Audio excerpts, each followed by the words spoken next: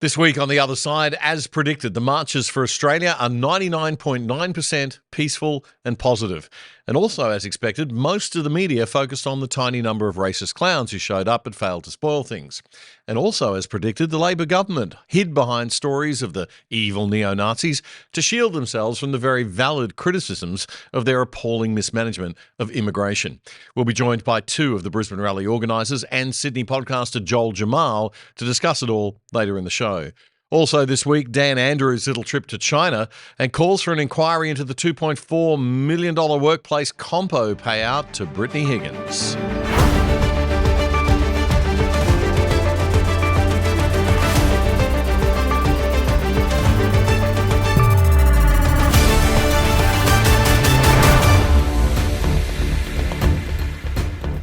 G'day Newcastle, g'day Ipswich and g'day Australia. This is episode 425 of The Other Side for the week commencing Friday, September 5, 2025. I'm Damien Curry. The Other Side is your deep dive on the important issues that matter in Australia and that affect us from around the world from a different non-left wing perspective. We always declare our bias right up front so you know what lens we're viewing things from. And we always try to keep it real and give you the data and facts behind the stories that we cover. We also dislike the far right on this show too. So I hope that means we're representing the good old sensible centre-right classical liberal Aussies. If you'd like to support us, pop over to our website at othersidetv.com.au or use the QR code on the screen. You can sign up there to help fund our work for as less than $5 a month. In order to continue into 2026, we have got to reach 2,000 financial supporters by the end of this year, and we're now hovering at only around 280. We've got 65,000 free subscribers on YouTube, but we need to hit our target of 2,000 paying supporters to keep going next year, so please do help us out if you can. You can now also support us by clicking the join button on YouTube too. It's right beside the subscribe button, which I know you'll have already clicked. Last week, we reported on the finding in the West Australian Supreme Court that Brittany Higgins' social media posts and media interviews in which she had claimed that there'd been an attempt at some kind of cover-up of her case by her bosses were not just, quote, objectively untrue and misleading, unquote, but actually downright dishonest. Those bosses were the then Liberal Government Defence Minister, Linda Reynolds, and her Chief of Staff, Fiona Brown. Justice Paul Tottle was the judge in WA who found more than 26 statements made by Higgins that were either misleading or false, calling them, in his ruling, objectively untrue and misleading. He is the second senior judge to make such a finding. In the Federal Court of Australia in Sydney in April last year, in another defamation trial on the Higgins-Lehrman case, you may recall, another judge, Justice Michael Lee, also said that Higgins' evidence was at times inconsistent and exaggerated, especially regarding her assertion that she was left without support and pressured to stay silent by her employers. Specifically, Justice Lee found there was no deliberate political cover-up by the Morrison government or by Minister Reynolds' office to protect Lehrman or to suppress Brittany's allegation. So, that's two senior judges in two separate hearings. That leaves a problem for taxpayers because Brittany Higgins was paid $2.4 million of our money for workplace compo, more or less, precisely because of those claims that we have now had a judge say were false. That payout was very high, and it came after the change of government when Labor's Katie Gallagher became Finance Minister. All of this needs clearing up because, firstly, Linda Reynolds wasn't allowed into the mediation hearing that recommended that huge payout. Think about that for a minute. The hearing was done and dusted in just one day, and Katie Gallagher, whose finance department had ultimate sign-off on the payout, was identified in court as the contact point within the then Labor opposition for Higgins' now husband, David Shiraz. Okay, so in court, Katie Gallagher, now the finance minister, whose department had ultimate sign-off of the payout, was identified as David Shiraz, Brittany Higgins' husband's contact point within the then Labor opposition.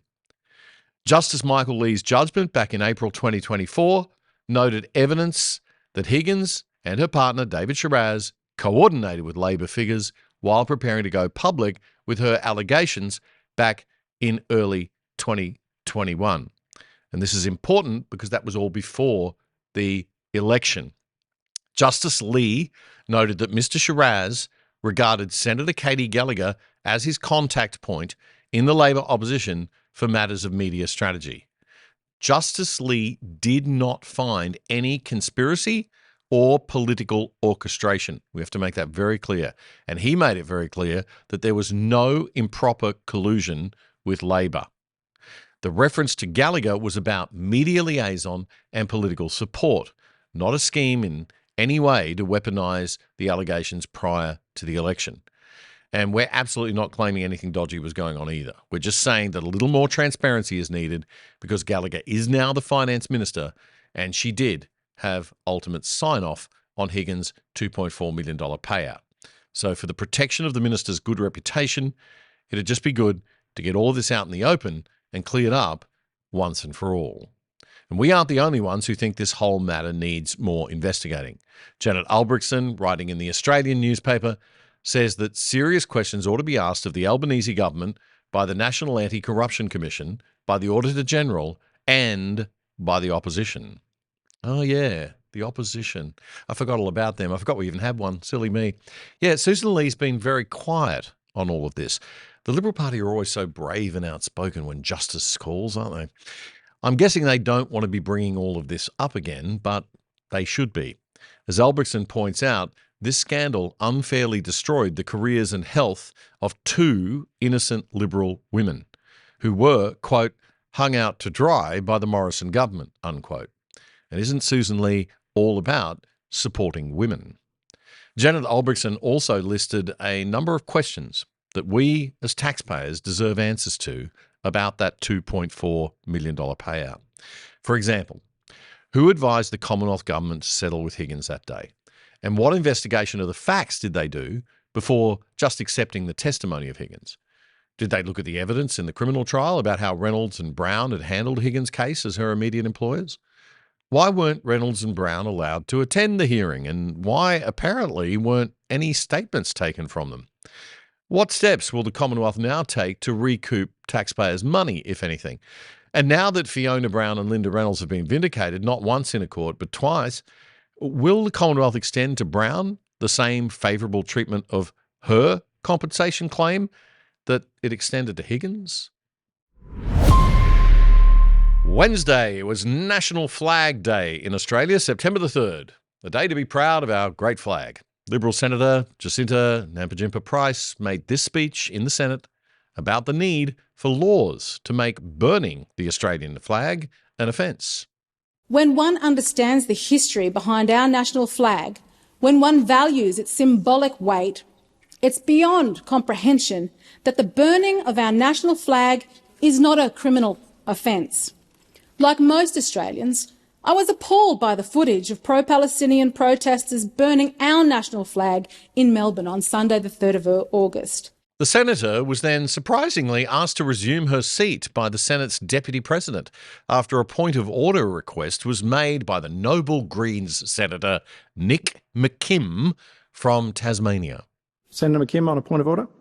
Yes, thank you, President. I asked for a ruling, please, on whether the senator who's wrapped in the national flag at the moment is contravening the standing order that prevents props. And I do want to make the point that if it's okay for Senator Nampijinpa Price to wrap herself in this flag, I would intend to wrap myself in a Palestinian flag and come into the chamber and exercise the same rights that Senator Nampijinpa Price is currently exercising.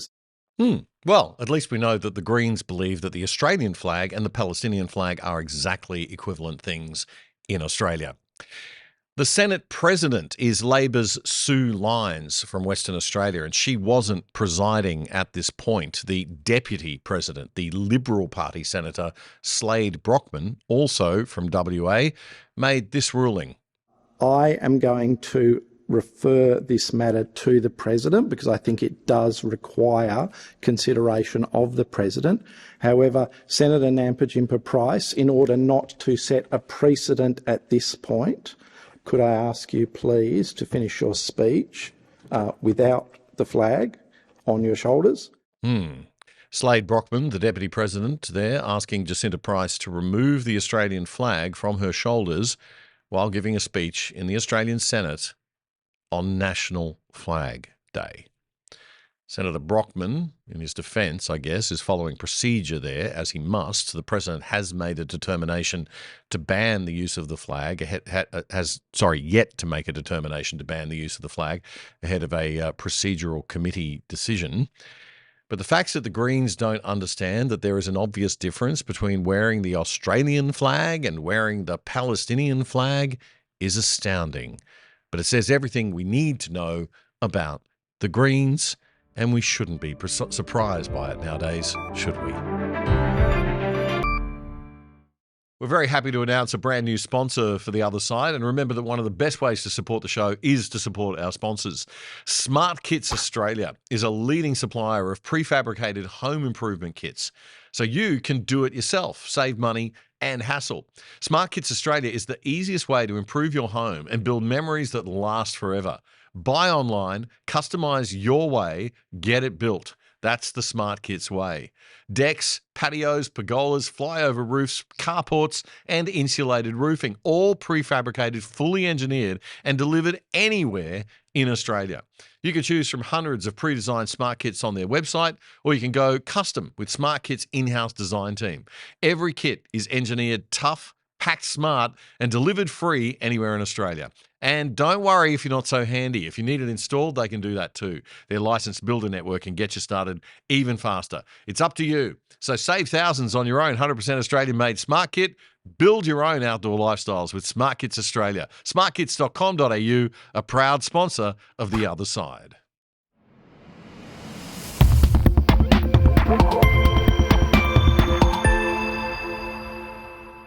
Xi Jinping, Vladimir Putin, Kim Jong-un, and Dan Andrews.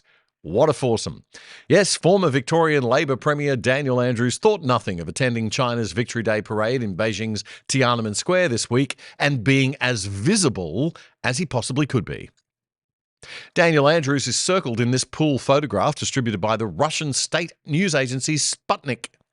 Even former Queensland Labor Premier Anastasia Palaszczuk thought it was a step too far, telling Sky News he definitely should not have attended a military parade. But on Wednesday, when the story broke, Elbow refused to criticise Andrews, saying, well, he's not meeting with Putin and Kim. Elbow also said that 10 years ago, at the 70th anniversary, Minister Michael Ronaldson was appointed to attend. Well, things were a lot different 10 years ago in our relations with China, and Dan Andrews holds no official government position in this country. Former Labor MP Michael Danby told The Australian, if they really wanted to thank Chinese people for what happened during the Second World War in helping fight the Japanese, they should have gone to Taipei. It's a tale of infamy during the Second World War. Andrews is standing on a dais with the missiles that are going to be fired at Australia. It's an embarrassment to Australia. Apart from being a former Labor MP, Michael Danby is the former chair of the Parliamentary Foreign Affairs and Defence Committee. And I really hope, that he meant to say missiles that potentially could be fired at Australia rather than are going to be in that interview with The Australian. Anyway, former Foreign Minister and New South Wales Premier Bob Carr was also going to attend, but he thought better of it at the last minute. Mr. Danby said it's disgusting that Andrews and Carr have never got a word for the poor Uyghurs or the Tibetans. The Sydney Morning Herald ran this excellent front page on Thursday. Dictator Dan living up to his name. Dan and his dictator mates, it said. The problem, folks, is this. Even if we ignore the appalling lack of management capability and gross overreach during COVID, even if we could consider he was a good state premier, this man holds no current public office. was never elected by the people of Australia to represent us as a political leader or head of state or anything. But he has very recently acted as an informal advisor to the Prime Minister. The Prime Minister has described Andrews as a long-time friend and former flatmate, and noted that he welcomes advice from various figures, including Andrews. Andrews was engaged to help Albo with his election debates this year, and they were spotted having lunch together in Melbourne quite recently. But there is no formal advisory appointment. However, the Chinese government would no doubt very clearly understand the importance and intimacy of their relationship. Now, while Mr. Andrews insists he was attending in a personal and business capacity, he spoke in very high-level terms during a TV interview he did on China's centrally controlled state television network, CGTN. During your time in office, Victoria has undertaken significant renewable energy infrastructure projects. So what do you think is the significance of this paradigm shift in development? Well, it's really important to see President Xi, as well as other senior leaders across China, so consistently speak about changing the way economic growth occurs. That, of course, means that the energy transition, moving away from fossil fuels and having a much cleaner and greener and more sustainable future, the cheapest form of new energy is in fact renewable energy. We have to break from the past, and we have to continue that massive investment, many billions of dollars in building a new energy grid, in transforming industry. We owe it to our children and our grandchildren. And if you look at China's record, massive investments and a big switch, a very big switch, one that I don't think China quite gets the international credit and acclaim for that it should get. Oh, yes. China should get much more credit than it has, former Premier of Victoria Dan Andrews says. The man who made a couple of unusually secretive trips to China while Premier of Victoria, and who did a Belt and Road Initiative deal with China on behalf of his state without any involvement of the federal government there. Speaking to Chinese state media during his recent trip to China in a personal capacity. Now, why is he given such high status and standing? I mean, you don't get to shake hands with the president and be in a photo like that one unless they think you're pretty darn important. The question we need to ask ourselves is not, why did he go? Why did he stand in that photo? It's, why was he invited to go? And especially, why was he invited to be in that photo? It's not okay to be seen standing beside some of the most dangerous dictators on the planet who run the most authoritarian, illiberal states. This was not an accident, nor was it an amusing little diplomatic mistake. So Anthony Albanese has some serious explaining to do. Dan is no doubt seen by Beijing officials as a kind of proxy for Albo. And that has implications for how our allies and the rest of the world see that photo. I hope all of us as Aussies understand that this is no joke and no small thing. Did you know that with a virtual private network or VPN on your computer, tablet or phone, you can log into your favorite streaming services like Netflix from home with an internet address from anywhere in the world and watch all the shows that they offer in other countries, including stuff in different languages? And using a VPN to route all your internet traffic through a third-party server means that big corporations and big government can't spy on you. If you sign up now with private internet access, we think they're the best VPN servers out there, as a viewer of the other side, you can get 83% off the price of your subscription and get online for less than $3 a month. Check it out right now. Go to piavpn.com/other side. That's piavpn.com/other side. It's a great service, a rock bottom price, and supporting our sponsor, you are helping to keep the other side going and growing.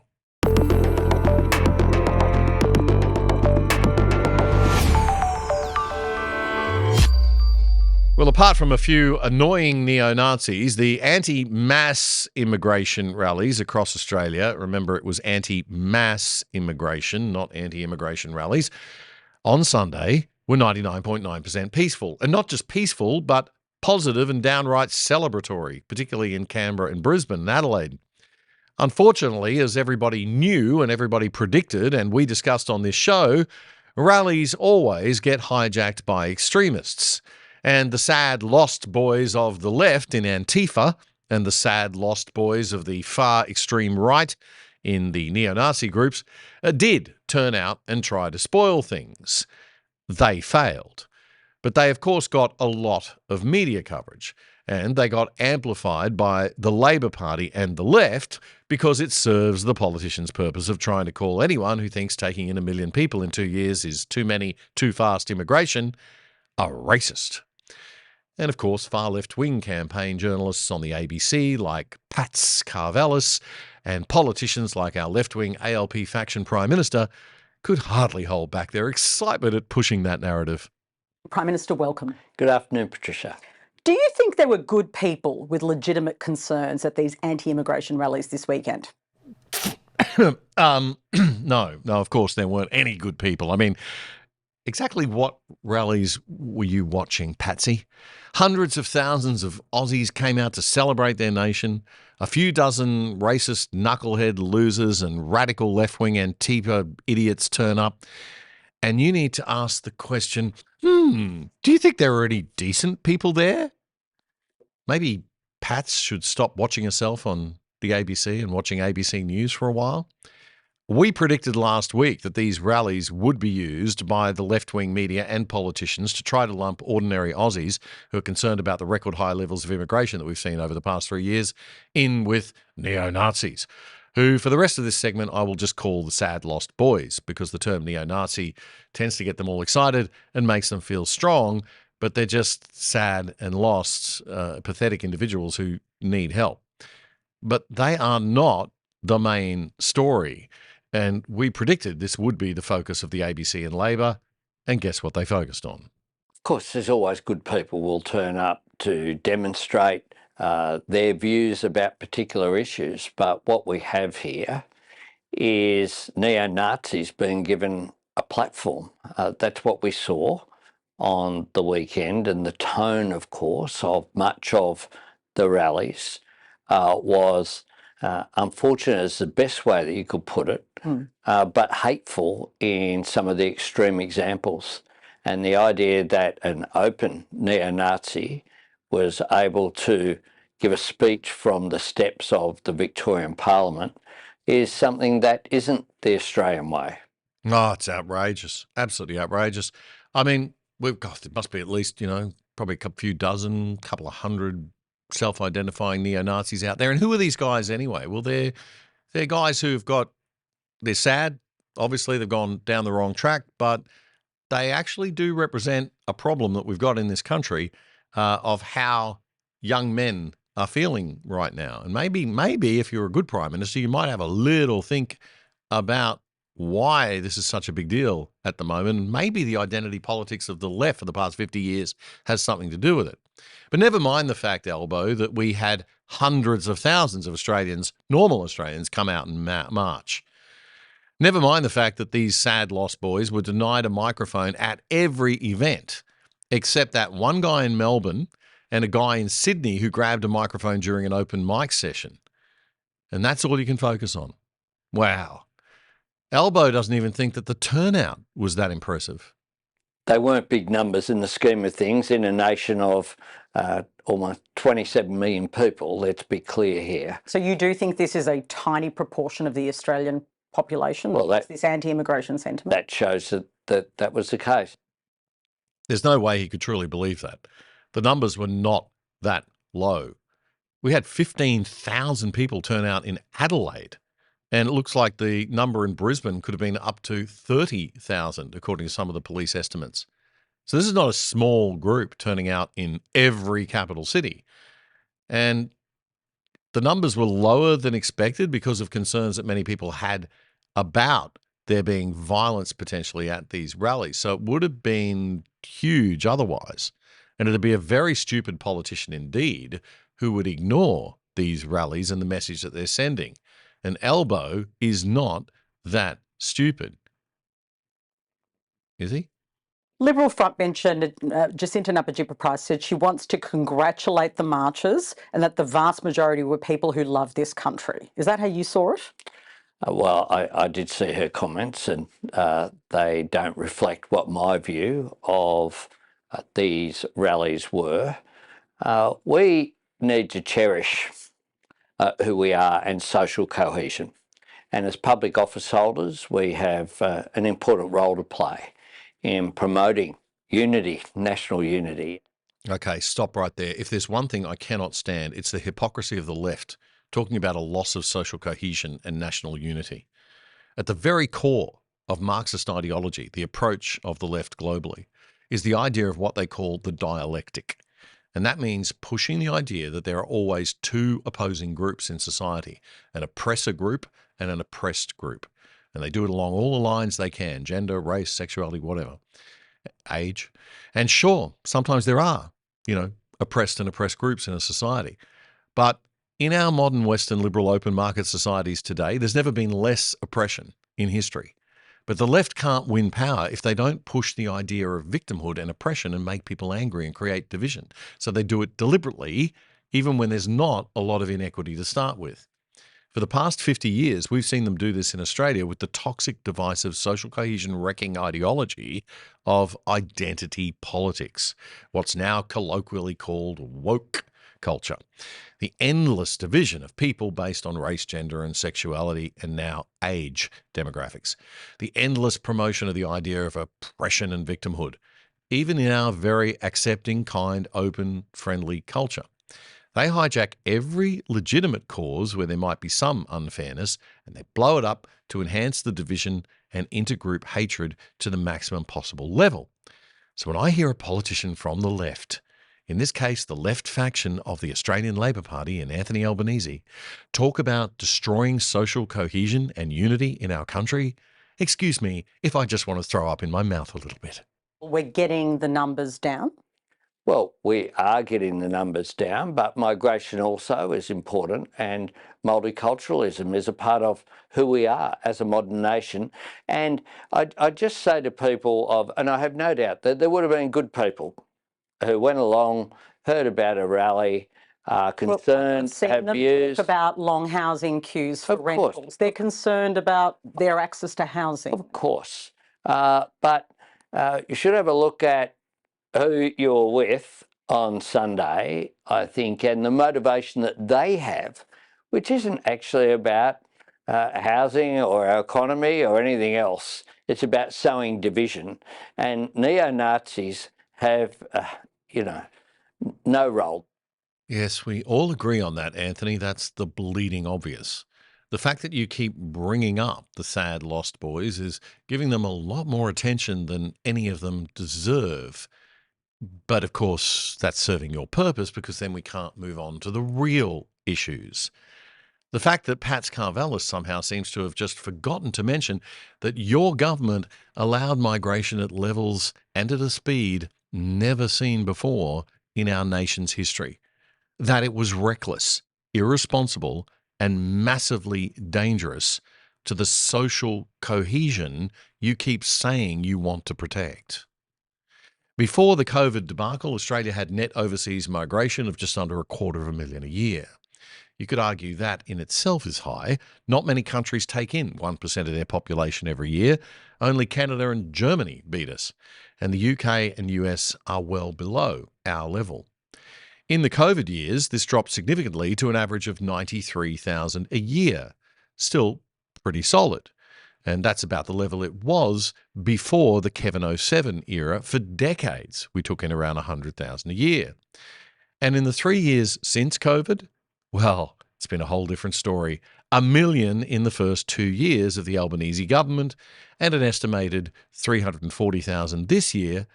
Somehow that's been magically revised down to under 200,000 now. Not quite sure how, but we'll get to that in another show perhaps.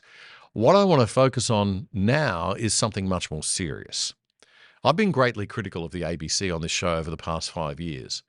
I firmly believe the national broadcaster has been captured by the radical left in the past 20 to 30 years. It's become nothing more than a closed shop for a small group of elites who are using $1.2 billion of taxpayer money to peddle their own single ideological agenda. We've analysed and criticised the ABC's systemic bias time and time again on this show. Nothing is ever done about it. Reports have been written in detail by organisations like the IPA and others. And while the left are in power, nothing will ever be done about the ABC because it's a free propaganda machine for the Labor Party. So why would you ever change it? But it has massive influence and sway in setting the agenda for our national debates. And the right side of politics never takes this seriously enough. In all of my watching of ABC bias over the years since I returned to Australia in 2020, and I was an ABC employee in the 1980s, I have never seen or been outraged by anything as much as the inexcusable performance of the 7:30 Report's Sarah Ferguson this week in her interview with Deputy Prime Minister Richard Marles. It was, in my view, the worst ABC interview in recent memory. If you thought Pat Carvallis's performance with the Prime Minister there was bad, watch how Sarah Ferguson started this interview. We have violent neo-Nazis on our street promoting racism. What is the government's responsibility faced with this? Well, I mean, it is very confronting, frankly, to see people identifying as Nazis. I think even Richard Marles was taken a little aback there by how that started. Now, this is super important because the direction this interview goes cuts to the heart of the matter. Where do we draw the line between free speech and self-expression and every free citizen's right to that, and the limiting of abuse? Obviously, physical violence is one obvious line that we can use and say, nope, you cross that line, you're out. But in recent years in Australia, politicians have agreed that that's not enough, that we have to have hate speech laws. So now there are a whole bunch of things that we can't say because they're deemed hate speech. And that is deemed to be a psychologically violent thing, equivalent to the physical violence that's banned. This is a really important and delicate divide and issue, and a very important debate, no matter which side you stand. And to his credit, the Deputy Prime Minister made an effort to highlight that. I mean, people in this country absolutely have a right to protest. They absolutely have a right for freedom of speech. But what they don't have a right to do is to spread hatred, to intimidate, because ultimately people also have a right in this country to feel safe. And that is a fundamentally important basic right that we all should be able to enjoy. Correct. But Sarah Ferguson displayed no nuance, no sense of the importance of protecting the right to free speech and getting the balance right. Let's just go to the organisers of those rallies on Sunday. Now, they distanced themselves from the activities of the neo-Nazis who attended the rallies in Melbourne. But I note that they use similar language, railing about replacement, and I quote from their own material, replacement of European heritage, the same language, replacement, used by the neo-Nazis. Should groups using this kind of language be able to march in our streets? And normally I criticise the ABC by having a mocking tone or a bit of a laugh and a bit of a joke. I'm not going to this time. That was seriously disturbing. And the ABC seriously needs to review Sarah Ferguson's performance and sense of balance and judgment. What she's essentially saying there is this: if someone uses language that she doesn't like, a word such as replacement, then they should be banned from marching in our streets. How exactly would you police something like that, Sarah, without becoming authoritarian and Orwellian? But it was as if this thought never crossed her enormous mind. Richard Marles gave a bit of a non-answer, but Sarah wasn't letting go of her very biased political campaign or using her taxpayer-funded platform to push it. Should groups who use language like that, the language of replacement, should groups like that be able to march openly through our streets using that kind of language? Well, we have laws which prevent hate speech. This will not be captured by hate speech. And there are defined parameters around what hate speech is, and it's obviously a delicate area. There is a balance here with the freedom of speech, but with the freedom of speech comes the enjoyment of everyone to have that freedom of speech. And let me be clear, the government's view is that we oppose these protests. The message that was being put forward by these protests, we stand firmly against. We want to celebrate the multicultural society that Australia is, the diverse society that our country is, and I believe that that's what the vast majority of Australians want to celebrate, and these protests do not represent, in any sense, the mainstream of Australian society. Is there anything you can do? Is there anything the government can do to stop a similar march taking place in the weeks ahead? We can't have a march now. Okay. Well, that'll help people express their views and release the valve of political tension in our society in a healthy way. How can these people talk about social cohesion and not fueling division with a straight face when they just want to shut everyone down who has even a slightly different view to them? As I said, this one is not a funny one. This was just too much.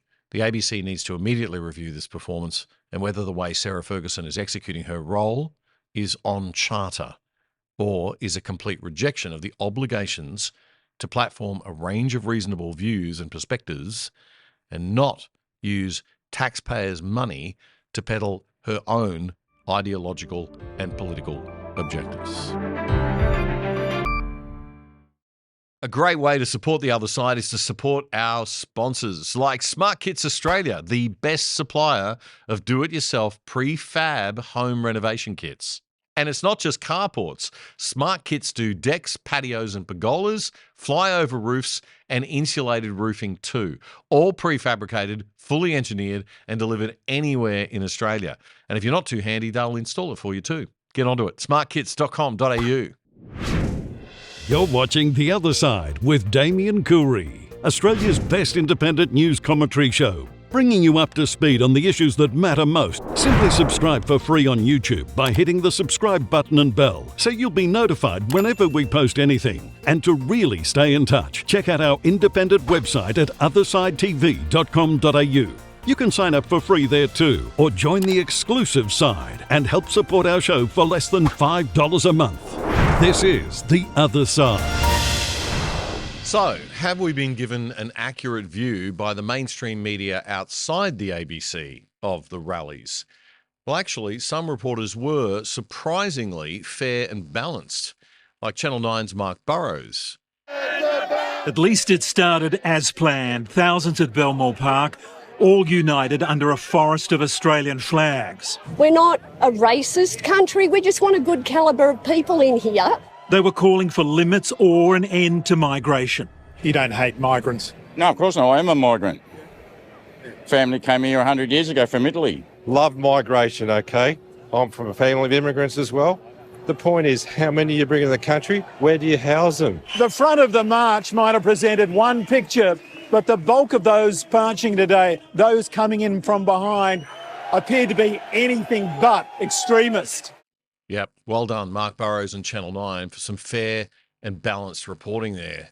Nice to see. I wish I could say the same, unfortunately, for the Nine Network's Today Show. Sarah Arbo interviewed opposition leader Susan Lee.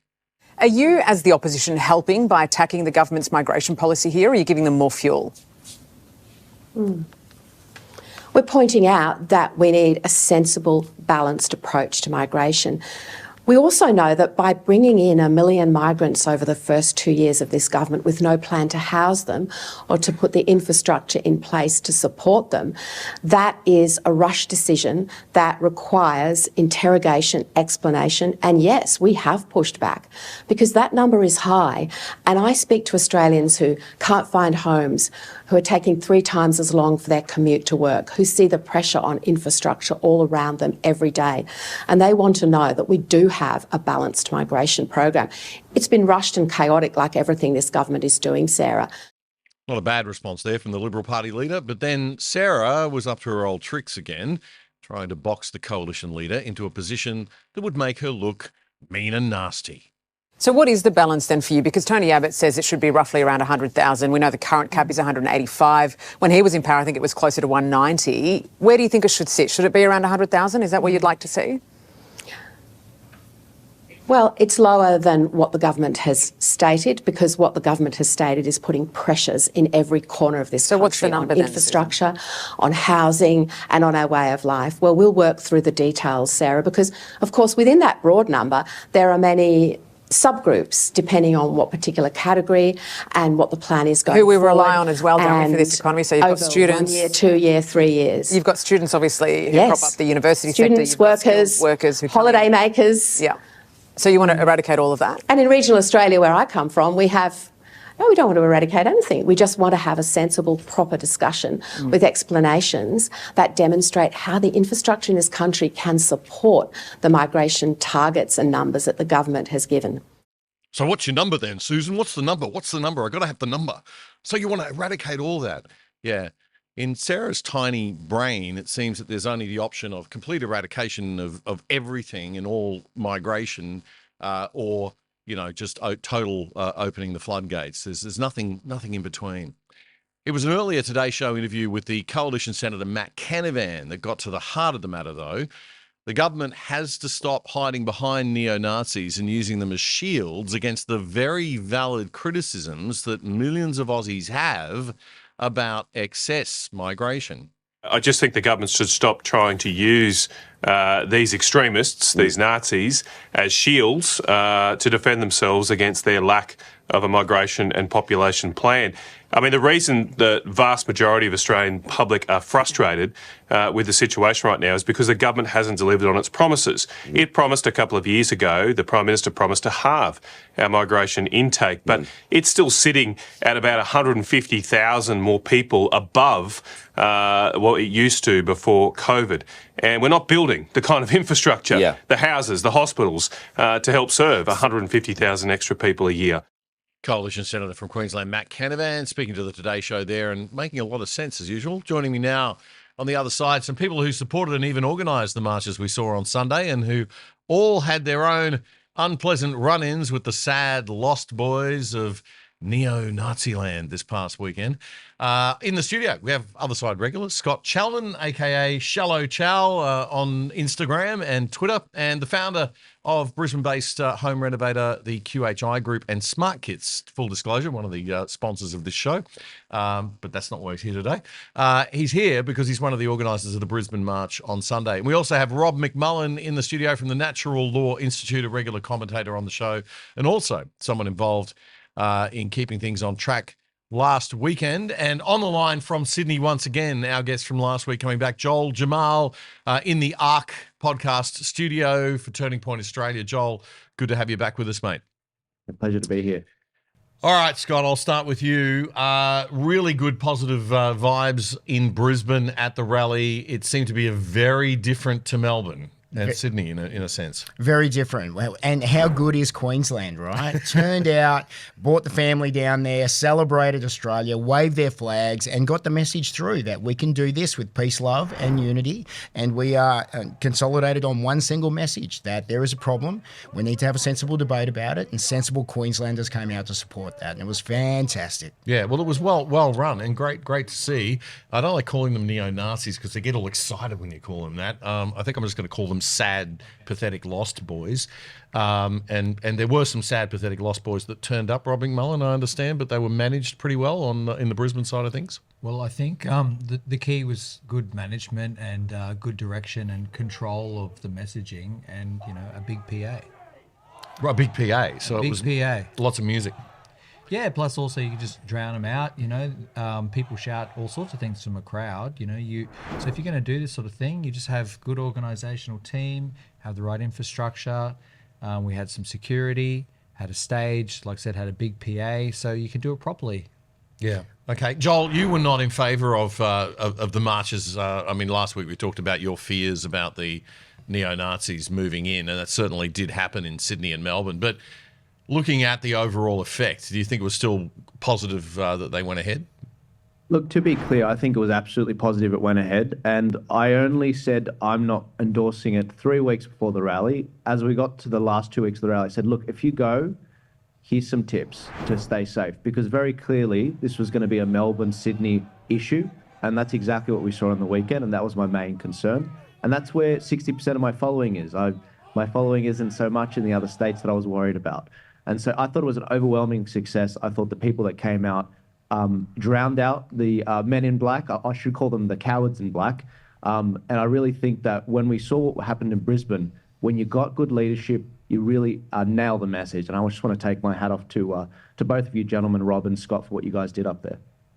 Just looking at the coverage afterwards, though, Joel, in Sydney and Melbourne, obviously, we've seen some pretty wild coverage in media-wise, in that it's focused very much on the sad Lost Boys and just a few of them that were there, and focused probably too much on them.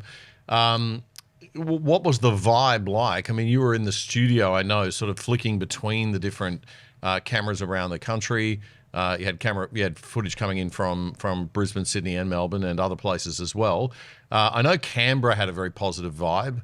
Adelaide had a very positive vibe. There were a couple of the sad tragics there, but generally it was pretty good. What was your take on Sydney and Melbourne's general feeling? Again, I was in the studio, but I did have a live streamer go down there. We brought a Turning Point Australia stream from the ground in Sydney. And again, it was exactly like Brisbane, except for the fact that the stage was taken over. There was an open mic section, and the Nazis did come up with handwritten, like with written speeches printed out, ready to go, as if they knew there was going to be an open mic. Whereas in other states that wasn't the case. But on the ground, just normal people, you know, very eclectic crowd, Asians, Middle Easterners, Indians, but overwhelmingly Australian flags, white blokes coming out, beautiful Aussies coming out under the banner of immigration's too high, we've got to bring it back, and perfectly reasonable arguments being made from people in the crowd. Rob, did you want to say something? I wanted to make a slight counterpoint. I mean, obviously we have our ideological differences, but in the spirit of unity and understanding, which is what ultimately we're promoting, there are a lot of extremist ideologies percolating in Australia. I mean, you do have neo-Nazis. You've also got extreme Marxist communists. You've got, pro-Palestinian, all this sort of thing. We've got Antifa, which is the radical far left equivalent of the neo-Nazis, who don't seem to get as much attention from the mainstream media as the radical far right loops do. So, as much as we should control the messaging and going forward and control these people trying to subvert organisations that do something positive, I think we should also remember that ultimately it's a system problem. It's because we have incompetent governments, some people are getting left behind. And I have a lot of empathy for that. Even people who are communists, you know, you've got very empathetic people bombarded with images of what's happening in Gaza and things like that. And empathy is weaponized in a big way. But empathy, when it's not weaponized, is generally a good thing. You know, people are getting left behind, and they might find the answer in communism. People getting left behind and having finding the answer in Nazism. I mean, I just want to say to anyone out there with two brain cells to rub together, if you're going to spend decades demonizing young white men, to a certain degree, what do you expect? I think a lot of people will be able to contextualize what's happening quite well, but there's going to be a population that won't, and they're going to feel the pressure. And so once again, there are a lot of very passionate and almost dangerous ideologies percolating, but it really is a system issue, I think. Once again, Rob, you bring mature, sensible, deep and intelligent balance to my sort of comical ridicule and nonsense. But you're absolutely right. I mean, we've got a problem here. And when I say sad Lost Boys, I mean it. I mean, it's sad, and they're lost. There are a lot of lost people. And we've got a problem. And that's because of the way that we've demonized young men, particularly the way that we've seen the left demonize and obsess about identity politics for 50 years. Yeah, I blame the left for the rise of the neo-Nazis. It's going to get worse. And this is the reason why we need to shut the gates now. And that's the singular focus of this movement, is that we need to shut the gates and get our own house in order. We've got a bunch of people that are overflowing out of the basket or the bowl here into these fringe groups. And that's creating a really dangerous society. It's creating dangerous ideologies. And it's weaponizing young people to further push a fake GDP number that this government loves to prop up by bringing people in here. That's why this is the most important issue in Australia right now. Yeah, It's I think not we about, understand. It's not about identity or race. No, it's about it's not. numbers. And the migration issue is for the government about jacking up the GDP number, the overall GDP number, to mask the reality that this country has been in recession for 9 quarters, 10 quarters. And it's the constant lying about the 2.5 economy. years. The constant lying about the economy, telling us that inflation has a 2 in front of it, when we all know at the coalface of the building industry, it's probably got an 8 or a 9 in front of it. It's ridiculous and it's all false. So we've got to cut through that and start exposing the lies. Yeah, and I urge people to look at the GDP per capita. That is the only number that matters. Forget the GDP overall number. That is jacked up by increasing the population deliberately, which is what they have been doing. Our politicians are people that have put their hand up to run this country, and they're doing an absolute shocking job of it.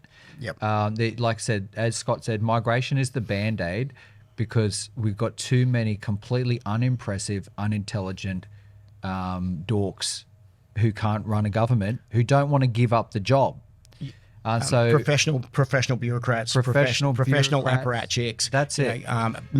Party leaders that came through the youth movements. They've never worked outside in real business. They have no real world experience, and they're completely disconnected from the reality. So, I mean, at the end of the day, if young Australians who can't put things in context, maybe as well as some others, are falling through the cracks and finding community on the internet, I think it's sad, but they are still young Australians, you know. But I think the anger's really primarily got to be directed at the people who put their hand up for the job and are doing a shocking job at it, and that's the government. Well, I've got to say, and it's been a theme of this show for 5 years, that my greatest fear for Australia is that we are run by an elite bureaucrat class that never get out of government.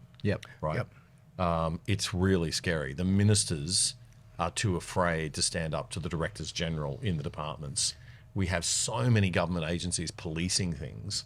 There's also an elite capture within the major parties. I mean, having been a Liberal Party member and, not long ago terminated with that membership, I spent 3 years in there, tried to make a difference, tried to get policies up, you try to get involved and you are shut down constantly because they are in lockstep. The Uniparty is in lockstep with each other on these issues. The differences between them are razor thin now. So the Uniparty will shut down any dissent internally inside those parties. And they say, oh, well, if you're passionate, get involved in politics or try and join and, change things from the inside. It doesn't work. Joel, what's your take on all that? Is it gutlessness in the Conservative side of politics in the Liberal Party? Is it just gutlessness or is it a kind of capture, political desire to not rock the boat or an actual capture? It's a mix. We've got, on the one side, some of the worst governments we've ever had, whether it was Dan Andrews' government in Victoria or the National Labor government. But there's no opposition, there's no Liberal. And in terms of a Conservative opposition, an alternative like a Reform Australia sort of party, like Reform UK, we've got 9 freedom parties, minor right parties, that are splitting the vote, which is why I'm really focused on bringing those guys together, getting their crap sorted, and putting their differences aside to focus on how they can come together. Because I have a real soft spot for these dispossessed young white men. I really do. When we see what's going on in Victoria, where were the police? Why was it the NSN had to go in and secure this spot from Antifa? Like, they had to do that. The police weren't doing their job. So the government's not doing their job. We've got more bureaucrats per capita than any other country in the world. Like, where is the government? What are they doing? And where is the opposition, right? Because if the opposition was there doing its job, we would have a debate, a sensible, balanced debate, as Susan Lee said, which we haven't had, on immigration because they run from that debate. Well, the Victorian protest played out exactly the way, and the media narrative around that, the control of that played out perfectly for the Victorian government. They painted everyone to be Nazis. They got all the headlines and the clicks and the rage bait they were after. Let's face it, they could have kept these two movements away from each other. They didn't. Yeah. They didn't. The useful idiots were used to control the narrative down there. Now, Victoria is the absolute worst case in Australia. We know that, and it's going to be ugly before it gets better down there. It will not be rectified by 2 or 3 of these rallies and events. We know that. This is an entrenched bureaucratic blob that is taking control of that state, and it is doing its absolute best to demonise anyone who speaks up against it. It is filth. Hold that thought. We'll be back in a moment with more of our discussion on the March for Australia rallies that happened last weekend in a moment. If you like The Other Side, one of the best ways you can support us is by signing up for the products of our sponsors. And one of our best sponsors is PIA VPN, the virtual private network that stops people spying on your internet activity. It'll keep you and your family truly safe from the prying eyes of big governments and corporations without slowing down your internet speeds. And you can watch Netflix or other streaming services using your regular accounts with them as if you're viewing from any country in the world. You can sign up for less than $3 a month and get a whopping 83% off the normal price. Just go to piavpn.com/otherside to sign up and you'll get the discount. And you'll get more info on those special deals if you check it out. That's piavpn.com/otherside.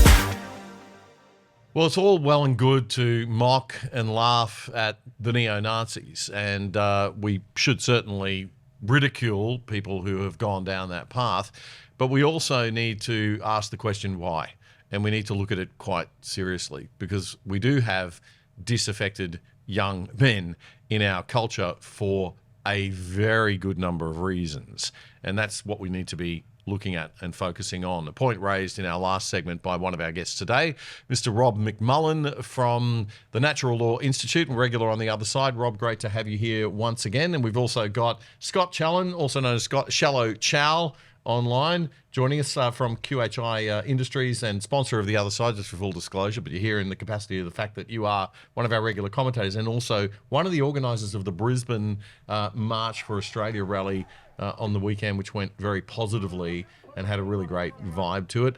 And in Sydney, we have our regular guest, Joel Jamal from the ARC podcast and Turning Point Australia. Joel, I might just start with you on this one. We finished the last segment talking about the situation in Melbourne. Scott was making the point that it seemed as though the police could have very easily kept the Palestinian Action Group separate from the march, but didn't. How much, I mean, we're seeing, you know me, right? I hate conspiracy theories. I'm always Occam's razor. Make sure you go with the most sensible, basic, obvious view. You don't start creating convoluted conspiracy theories in your mind and get down rabbit holes. But there is a lot of thought going into sort of just what's going on down there in Victoria. What's your take?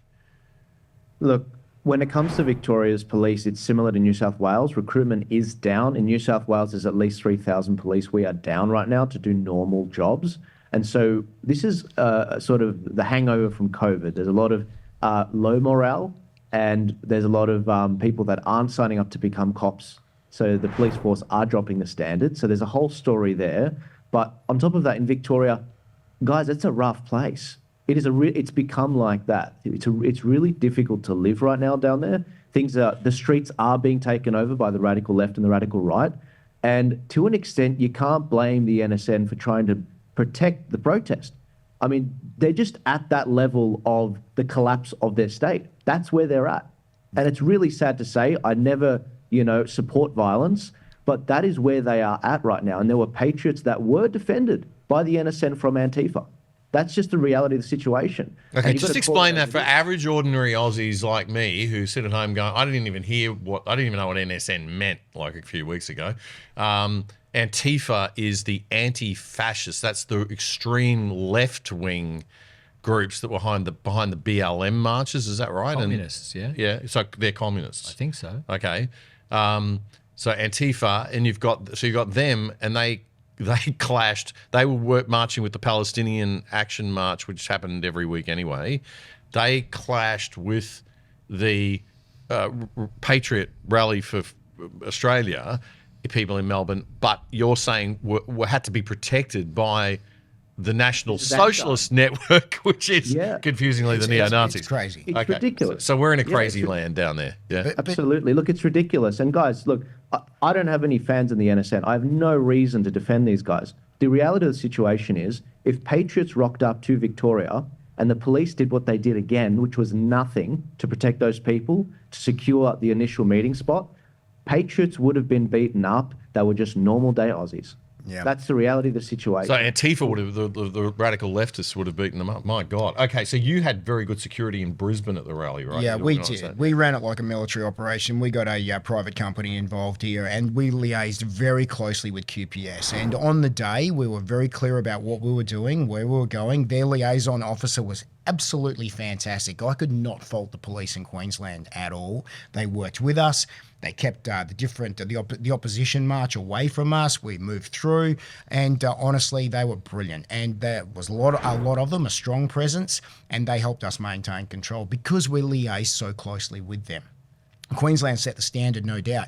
I don't understand why the Victorian police couldn't do the same thing, because it could have easily been done. It was just good conversations, good adult, strong conversations about what we were trying to do, and they were happy to work with us. In fact, the QPS came up and thanked us afterwards. They thanked us for putting on such a good event and keeping everyone in line. Right. So, Victoria has a lot of issues. It is not going to get better. And as I've said before, Damien, it's only going to get uglier down there because the government wants it to get uglier. That's what they want. Right. So the implication, let's be clear, guys, and what you're basically saying is, and you're all in agreement on this, that this was almost deliberate, or was deliberate. Like there was no attempt to stop those two groups coming together in Victoria to get the pictures, to get the violence, to get the clash, to create the tension. Why would the Victorian government want that conflict, Rob McMullen?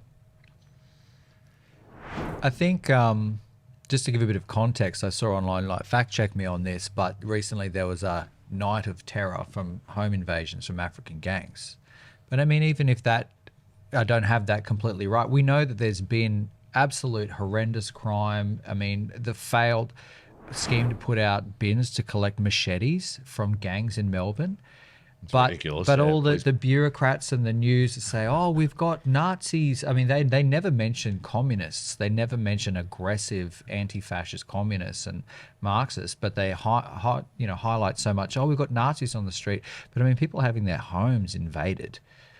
So at the end of the day, I just think that they can focus on ideology, like in the same way mass migration is the thing that's propping up this house of incompetence.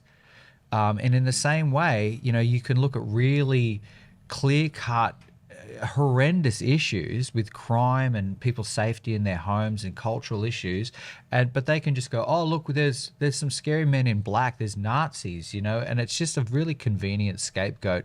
I'm not saying that, there aren't potential ideological problems, but once again, like I said in the first segment, it's coming from the top down. I think a lot of these people could be reformed if the system was functioning, and it's not. And you've just absolutely got a bunch of incompetent dorks in governments and in bureaucracies that are just happy to play the victim. Oh, look at poor Melbourne and poor us, there's Nazis on the street. Well, how about you make people secure in their homes? Well, the messaging in the press release from the Victorian Premier, Jacinta Allen, was predictable. We could have written it on Thursday last week, right? I mean, it was all the neo-Nazi term. She wrote, I'm proud to be ostracised by Nazis. So, well, congratulations for you, Jacinta. You're not a Nazi. Bravo. Like, whoop-de-doo. What are you doing about the fact that you're running your state into the ground, and the debt and the conflict and all the problems and the crime? And then everything Thomas seems just happens to show up at that press conference this week. I mean, you couldn't script this better if you sat down and tried to put it together last week. Yeah. It was crazy. Okay, let's have a look at Thomas Sewell, which is the second strange soundbite, if we can. John, not the first one. If we can jump ahead to that one. We'll have a look at that right now. This is Thomas Sewell as he was being arrested after turning up to the Victorian Premier's press conference. This is the neo-Nazi guy. You don't have to put your hands on me. Shouldn't we have the right to speak in our country, you coward? Have your goons attacked me? I'm under arrest. But this is what happens in the tyranny of Victoria. Yeah, see, I hate the way they adopt all that language of the liberty movement. Like, this is, they shouldn't be arresting me. I was clamping down on free speech, et cetera, et cetera. You're saying that this might not be even a real neo-Nazi we're looking at here. Well, we could put the tinfoil hat on and we can go down all the conspiracy holes. And gosh knows, that, Joel done it. We've all gone there since 2020, right? I mean, we all get it. We can do that.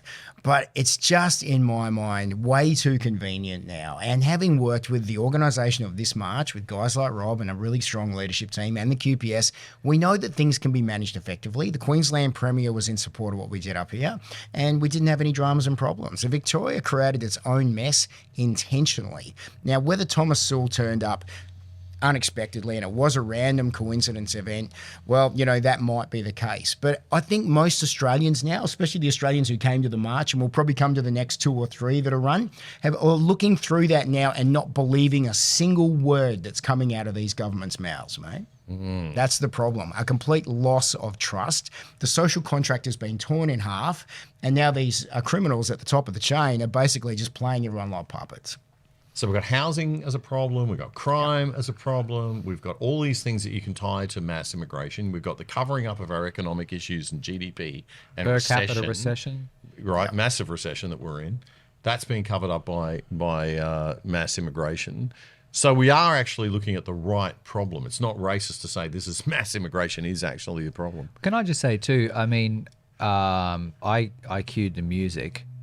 And Rob, what a job. What a job. Like, seriously, folks, it was the music. Well, I mean, I've been saying this for a long time too. Music does bring people together. I mean, the left know that very well, and they've been putting that in since the 60s, But you're talking about your excellent work as DJ at the BRIsbane rally. Rob also did a fantastic rendition of the Australian anthem and did a guitar solo as well. And I got to tell you, there wasn't a heart in that place that wasn't skipping a beat when Rob was singing. It was fantastic. Oh, beautiful. I'm really glad. But the point I was saying is I stayed at the stage to cue the music as they came in and make a big epic entrance, and it was really powerful. We had no idea. I was thinking it was Great Southern Land. Yeah, right? Ivan Davies Ice House booming as they walked into the So Scott hired the system, and I said, "Oh, this system's going to be huge. There's plenty of firepower there, mate. You're going to be laughing because I'm thinking we'll have 200 or 300 people, maybe 500 people." And then the guys came around the corner with police escorts on either side,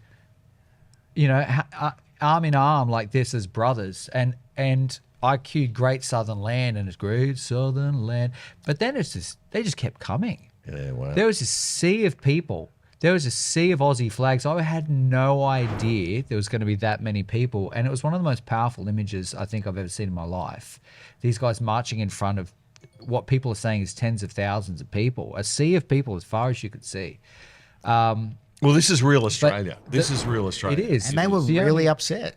But they were having fun. Let's be clear about that. They were there to have fun because we set the tone for that. But they have got serious grievances and they are ready to do something about it. The only point I want to make quickly is because I stayed at the stage, a few people walked past me and said, "Oh, is this the March for Australia?" And immigrant people, a guy said, "Oh, look, mate, yeah, so you guys want to bring mass immigration down?" And I said, "Yeah, it's just too high, mate." And he goes, "Obviously, I'm an immigrant," because he was Asian. And he said, "I completely agree with you. Absolutely. It's way too much. You're just changing the country." Let's have a look at some of the horrible things that the horrible racist people said at the Sydney rally. Let's play this clip now, John. I love everything about Australia. That's why I chose to come here, but it's not the same anymore. I don't think immigration is wrong, but it has to be limited. Our children, grandchildren, they don't have any jobs now, and they don't have homes to live in. And what is the big fun in bringing people? And at this age, after my retirement, I'm still working, still paying the tax. For what? Yes. To support these people who come in as immigrants? So there should be, I always feel it's less is more. So that was some really sensible, positive commentary there from one of the protesters in Sydney, and the vibe was pretty good also in Canberra and in Adelaide. Let's check out Channel 7 Adelaide, who reported 15,000 people showing up. Police estimate 15,000 took part. We're not anti-immigration, we're just smart immigration. It's not about aggression, it's just about standing up and saying, hey, we're here, please listen. Fuelled by passion. We want to keep it how it is. And with a clear message for the Albanese government. Yeah, I think the Albanese government's got a bit of a message coming, right, that they need to deal with.